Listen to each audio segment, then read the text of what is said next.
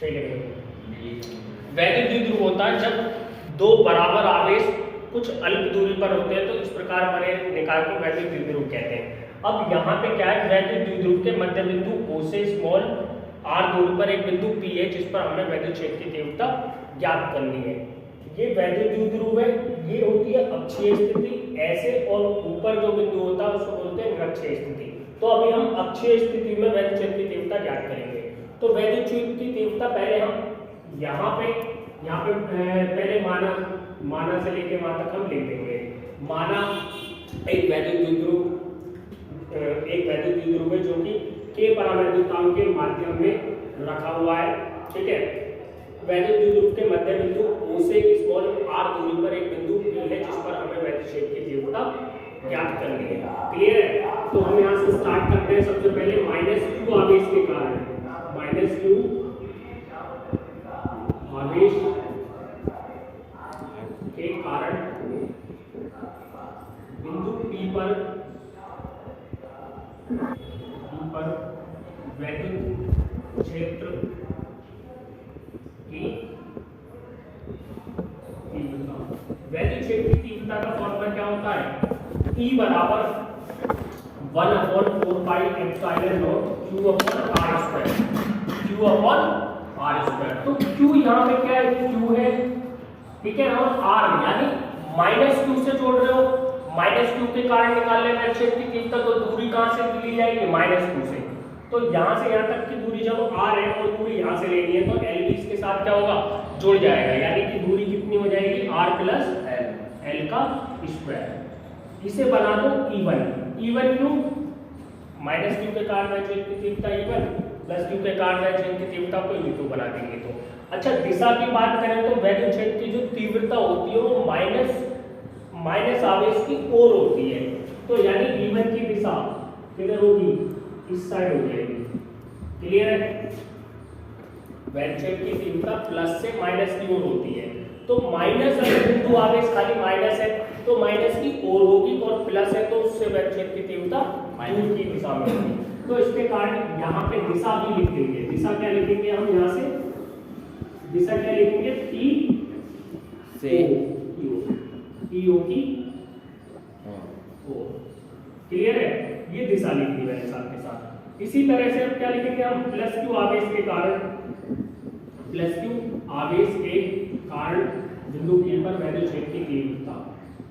ये जो मैंने डैश लगाया है, इसका मतलब क्या है?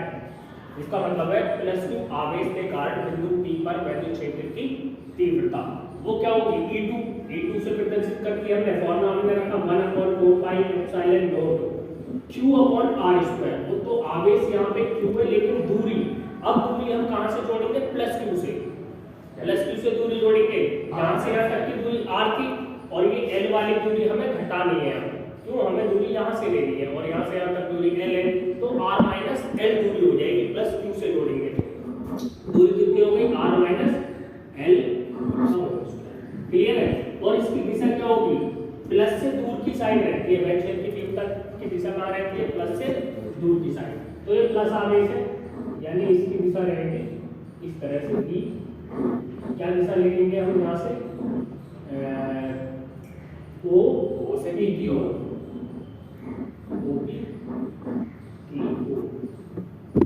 क्लियर है भाई?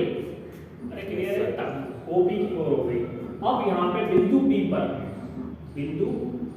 P पर परिणामी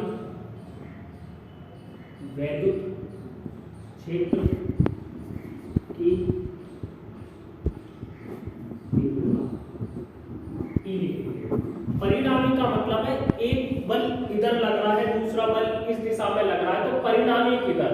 यानी वस्तु अगर दोनों बल, मान लो एक बल उस दिशा में लग रहा है, दूसरा इस दिशा में लग रहा है, तो वस्तु अगर उधर हो गई तो हम कह देंगे परिणामी बल उस दिशा में था, दूसरी दिशा में था परिणामी बल। ठीक है ना। सेम इसी तरह से परिणामी हमने देखा कि एक वैद्युत क्षेत्र की तीव्रता -q के कारण इधर है, +q के कारण उधर है। तो परिणामी किधर है? परिणामी यानी टोटल वैद्युत क्षेत्र की तीव्रता की दिशा किधर है? ठीक है ना। OP की ओर है या P से O की ओर है, वो देखेंगे। अब परिणामी के लिए क्या करेंगे हम? जब विपरीत दिशा आ गई, अरे E1 और E2 की दिशा क्या है? विपरीत है, तो विपरीत है तो घटा दो, विपरीत है तो क्या कर दो? घटा दो। अब घटाने के लिए हम बड़े में से छोटे को ही तो घटा सकते हैं, तो बड़ी जो द्वैध छेद की तीव्रता है वो कैसे पता लगाएंगे? यहाँ पे देखो, यहाँ तक तो सेम है q अपॉन में 4 पाई एप्सिलॉन नॉट। यहाँ पे हमें पता है कि डिवाइड में अगर संख्या बड़ी होती है तो वो संख्या टोटल क्या होती है, वो छोटी होती है।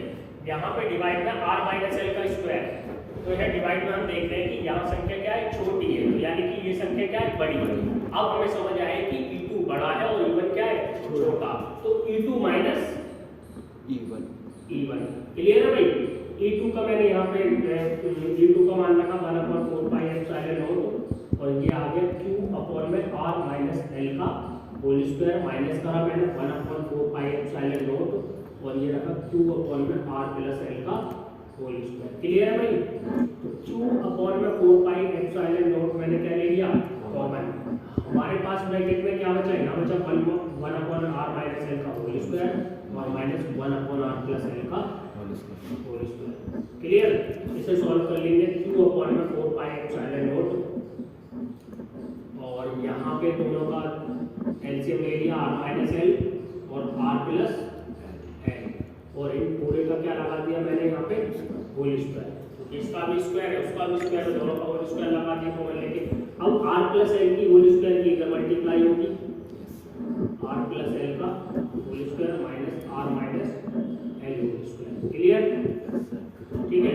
यहाँ सॉल्व कर लेंगे इसे, q अपॉन में 4 पाई एप्सिलॉन नॉट और ये कैसे सॉल्व होगा, होल स्क्वायर पे जाएगी इसकी r square plus l square minus का 2l प्लस का 2lr और वो माइनस में है तो सारी माइनस में वैल्यू आएगी, मैं खोल दे रहा हूँ ब्रैकेट को, ठीक है। तो क्या आ जाएगा यहाँ पे, माइनस का l स्क्वायर प्लस का r स्क्वायर और माइनस का 2lr। क्लियर, नीचे हमारे पास फॉर्मूला होता है a minus b, a plus b का फॉर्मूला होता है a square minus b square, r square minus l square और इसका क्या है, स्क्वायर यहाँ पे। इसे दोबारा से एक बार में यहाँ पे आ जाएगा q, यहाँ आ जाएगा q अपॉन में 4 पाई एप्सिलॉन नॉट और ये हो जाएगा r स्क्वायर l स्क्वायर लिख दिया पढ़िए, l square plus r square plus का 2lr और माइनस का l स्क्वायर माइनस का r स्क्वायर और प्लस का 2lr। क्लियर है। नीचे क्या हो जाएगा, नीचे यहाँ पे मैं ऐसे कर दूंगा r square minus l square का होल स्क्वायर। क्लियर है अभी तक। तो l स्क्वायर से ये minus l square cancel, plus r square से माइनस r स्क्वायर कैंसिल, ऊपर आ गया q अपॉन में 4 पाई एप्सिलॉन नॉट और यहाँ आ गया मल्टीप्लाई करके 4lr, ठीक है, अपॉन में r square minus l square का होल स्क्वायर। क्लियर। अब यहाँ क्या होता है, यहाँ इंपॉर्टेंट बात होती है, पॉइंट यहाँ होता है साथ, यहाँ क्या होता है, क्योंकि ये देखो ये जो वैल्यू द्विध्रुव है इनके बीच की दूरी जो 2l है ना, l यहाँ से मतलब मध्य बिंदु से यहाँ तक की दूरी l और यहाँ से यहाँ तक की दूरी l, ये बहुत ही छोटी होती है। क्यों, वैद्युत द्विध्रुव जैसे HCl हो गया, वैद्युत द्विध्रुव का मैं एग्जांपल दूंगा, मान लो HCl हो गया, ये H प्लस Cl नेगेटिव में टूटता है, तो ऐसा नहीं है कि इनके बीच की दूरी 1 मीटर 2 मीटर ऐसी बिल्कुल बिंदु के बराबर दूरी होती है, यानी कि ये L दूरी क्या है, बहुत छोटी है, किसकी तुलना में, R की तुलना में। R दूरी की तुलना में L क्या होती है, बहुत छोटी, यानी नगण्य जिसे कह सकते हैं। तो यहाँ पे हम एक लिख देते हैं, क्योंकि अब L दूरी पहले से ही बहुत छोटी है और बहुत छोटी संख्या की स्क्वायर करोगे तो और छोटा बन जाता है। एग्जांपल दूंगा मैं, जैसे 0.5 छोटा है, इसकी मैं स्क्वायर करूंगा तो 0.25 आएगा, यानी और छोटा हो गया।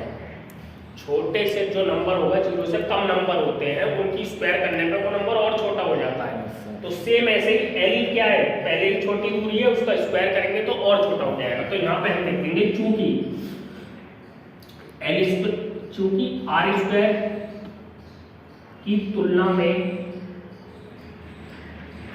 L स्क्वायर काफी कम है, अतः L स्क्वायर को नगण्य मानने किसको नगण्य मान लिया, एल स्क्वायर को नगण्य मान लिया, ना के बराबर। होती तो है दूरी लेकिन बहुत कम रहती है, आर स्क्वायर की तुलना में ना के बराबर रहती है, नगण्य मान लिया मैंने इसे, नगण्य मान लिया। तब इसके बाद ई बराबर यहाँ पे 4LR मल्टीप्लाई क्यू जो आ रहा है इसको मैं इस तरह से लिख दूंगा 2Q मल्टीप्लाई 2L और मल्टीप्लाई 2R, 2 2 जा 4 QLR उसी के बराबर है। लेकिन मैंने लिखा क्यों अभी बता दूं। यहाँ पे क्या है, ये 4 पाई एप्सिलॉन नॉट, ठीक है। यहाँ पे ये जो एल स्क्वायर है इसको क्या मान लेंगे, नगण्य मान लेंगे, 0 मान लो। 0 मान लिया तो आर स्क्वायर की पावर आर स्क्वायर कितनी हो जाएगी, यहाँ पे आर की पावर कितनी हो जाएगी भाई, 4 हो जाएगी। और यहाँ पे वैद्युत द्विध्रुव आघूर्ण, वैद्युत द्विध्रुव आघूर्ण, वैद्युत द्विध्रुव आघूर्ण P बराबर होता है आवेश गुणा बीच की दूरी। तो आवेश यानी कोई वैद्युत द्विध्रुव होता है तो वैद्युत द्विध्रुव का एक मान होता है वैद्युत द्विध्रुव आघूर्ण, है ना। वैद्युत द्विध्रुव आघूर्ण का फॉर्मूला क्या होता है, P बराबर 2QL, यानी आवेश गुणा बीच की दूरी। तो आवेश Q है और बीच की दूरी कितनी है, 2L है।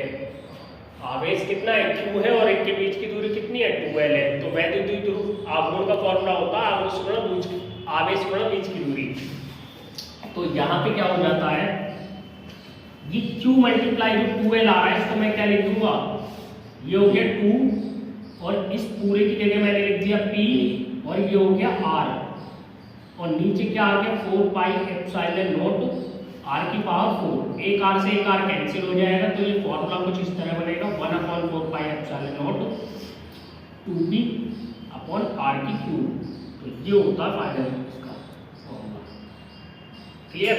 यानी कि वैद्युत द्विध्रुव के कारण अक्षीय स्थिति में परिणामी वैद्युत क्षेत्र की जो तीव्रता होती है उसका फॉर्मूला होता है 1/4 pi epsilon not 2P upon R की क्यूब। यहाँ P क्या है, P है वैद्युत द्विध्रुव आघूर्ण, P क्या है, वैद्युत द्विध्रुव आघूर्ण, ठीक है।